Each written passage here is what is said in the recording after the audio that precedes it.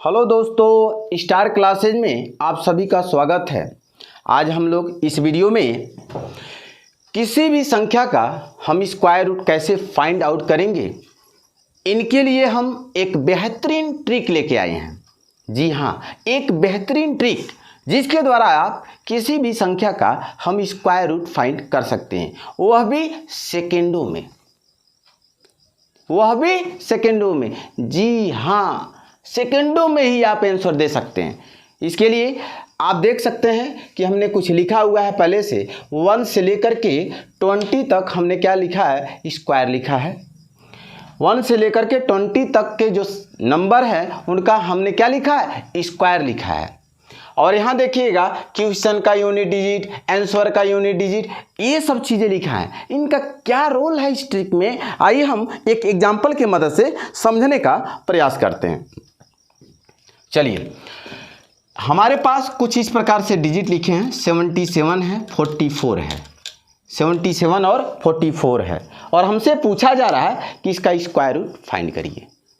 ध्यान से एकदम दिल थाम करके समझिए और देखिए, और अपने भी प्रयास करिए, अपने भी एक्सरसाइज अभ्यास करिए, तब जाकर के आपका स्क्वायर रूट निकालने आएगा। तो चलिए, हमारे पास 44 है, दो डिजिट का पेयर बनाएंगे हम, जैसा हम लोग बनाते थे लॉन्ग डिवीजन मेथड में, सेम उसी प्रकार से हम भी यहाँ बनाएंगे। बट हम लॉन्ग डिवीजन मेथड यहाँ अप्लाई नहीं करने वाले हैं, आपको बता रहे हैं। इस ट्रिक का पहला यही स्टेप है। आप क्या करिएगा, यह देखिएगा हमारा यहाँ 44 जो है ये क्वेश्चन है, समझिएगा एक क्वेश्चन है हमारा 44। अब 44 में यूनिट डिजिट क्या है, यूनिट डिजिट क्या है, 4 है। तो कौन ऐसी संख्याएं हैं जिनका स्क्वायर किया जाए तो यूनिट डिजिट 4 होगा, क्या समझे? कौन सा ऐसा नंबर है जिसका स्क्वायर कर दिया जाए तो यूनिट डिजिट पुनः 4 होगा? तो आप जानते हैं कि यूनिट डिजिट 4 किसका होता है, जिसका वर्ग करने पर 4 आ जाए, किसका होगा? आप जान लीजिए, या तो 2 का होगा नहीं तो 8 का होगा, क्योंकि 2 का स्क्वायर कर दिया जाए तो भी 4 आएगा, और 8 का स्क्वायर कर दिया जाए तो भी क्या होगा, यूनिट डिजिट 4 आएगा, अर्थात 64 होगा। तो यूनिट डिजिट 4 हो रहा है, किसका किसका होगा, या तो 2 का होगा नहीं तो 8 का होगा। समझ में आया? तो आपको क्या करना है कि हमारे जो संख्या जो मिलेगी, जो हमारे नंबर मिलेगा, इसका आंसर जो मिलेगा, उस नंबर का यूनिट डिजिट क्या होगा, ये डिसाइड हो गया। या तो क्या होगा, 2 होगा, या तो क्या होगा, 8 होगा। समझ में आया? अब आते हैं आगे, दूसरी स्टेप। अब हम क्या करेंगे, 77 को देखेंगे। 77 को देखेंगे कि यह नंबर इनमें से किन के बीच में है। देखिए 77 किसके बीच में आएगा, तो ध्यान से देखा जाए तो 64 और 81 के बीच में आएगा। किसके बीच में आएगा, 64 और 81 के बीच में आएगा ना। अब क्या करना है कि इसमें छोटा कौन है, तो 64 है, क्या होगा, 64 होगा। तो ये देखेंगे 64 किसका स्क्वायर है, तो 8 का स्क्वायर है। समझ में आया? 8 का स्क्वायर है तो 8 यहाँ लिखिए, यहाँ भी 8 लिखिए। अब यहाँ देखिए 2 है तो यहाँ 2 लिखना है, क्या लिखना, 2, और यहाँ 8 है तो यहाँ 8 लिखना है। यानी हमारा जो इसका ये जो नंबर दिया हुआ है, इसका स्क्वायर रूट या तो क्या होगा, 82 होगा, या तो 88 होगा। लेकिन हाँ, इनमें से कोई एक न होगा। अब ये कैसे डिसाइड करेंगे कि 82 होगा कि 88 होगा? तो हम क्या करेंगे, पुनः जाएंगे यहाँ 77 पर।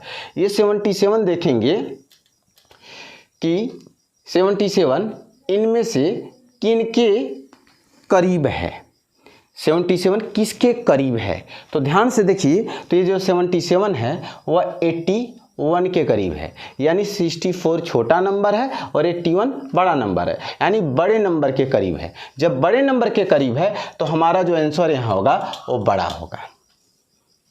समझ में आया? अगर समझ में आ रहा तो लाइक शेयर सब्सक्राइब करना ना भूलें।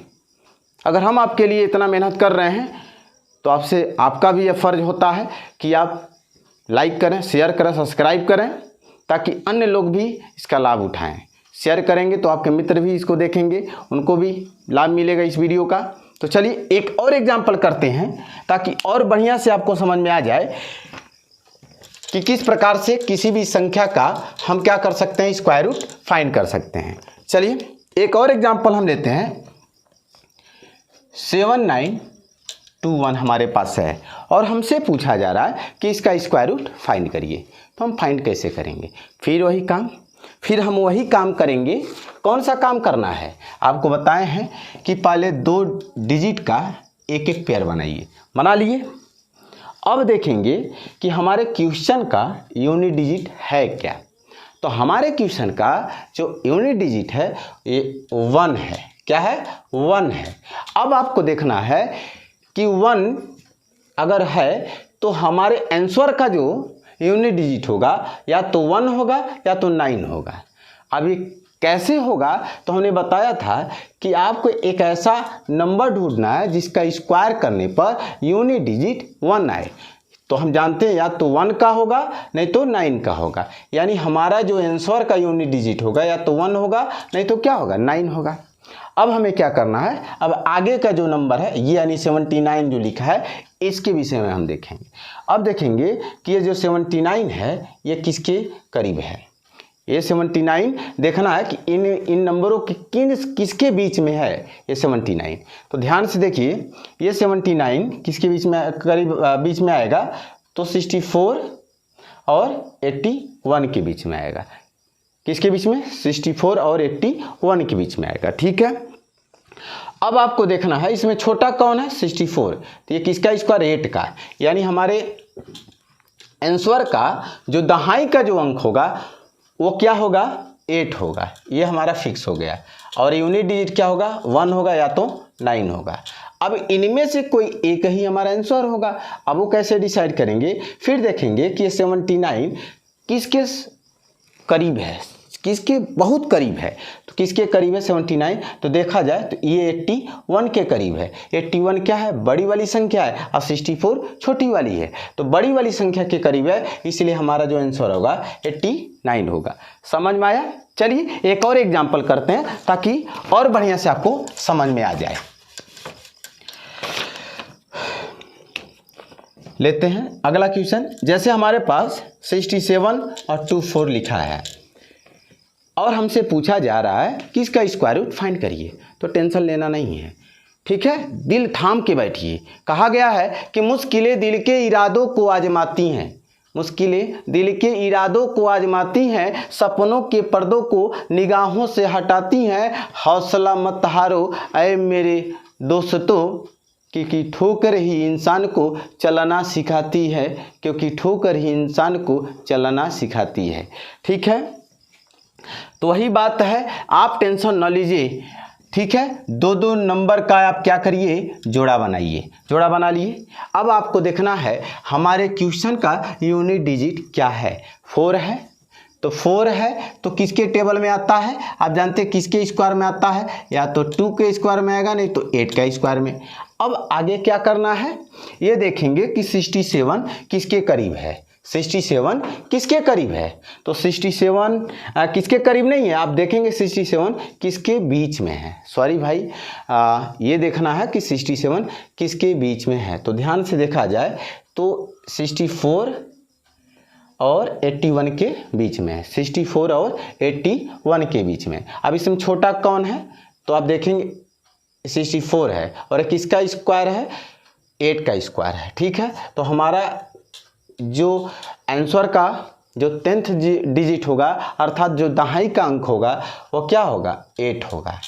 8 होगा और इकाई का अंक क्या होगा, 2 होगा और यहाँ 8 होगा अर्थात 8 होगा। ठीक है, अब इनमें से कोई एक ही आंसर होगा, या तो ये आंसर होगा या तो ये आंसर होगा। अब फिर ये डिसाइड कैसे करेंगे, फिर जाएंगे यहाँ 67 पर और ये देखेंगे किसके करीब है। अब देखेंगे किसके करीब है, शुरू में क्या करेंगे, पहले देखेंगे किसके बीच में है। ठीक है, उसमें छोटा वाला जो रहेगा वो देखेंगे किसका स्क्वायर है। फिर हम क्या करेंगे, देखेंगे 67 किसके सबसे करीब है। तो 67 ध्यान से देखा जाए सबसे करीब किसके है, 64 के हैं। किसके, 64 के, अर्थात छोटी वाली नंबर की तरफ है। तो छोटी वाली नंबर इसमें कौन है, 82 है। यही आपका आंसर हो जाएगा। समझ में आ रहा है। चलिए एक आखिरी हम लेते हैं और आप भी प्रैक्टिस करते रहिए घर पे, ठीक है, तब क्लियर होगा। समझ में आ रहा है। चलिए एक आखिरी क्वेश्चन हमारे पास है 25281 25281 और हमसे पूछा जा रहा है इसका स्क्वायर रूट फाइंड करिए। फिर वही काम, दो दो का पेयर बनाइएगा। अब आपको देखना क्या है, 81 में है ना यहाँ, तो क्वेश्चन का यूनिट डिजिट क्या है, 1 है।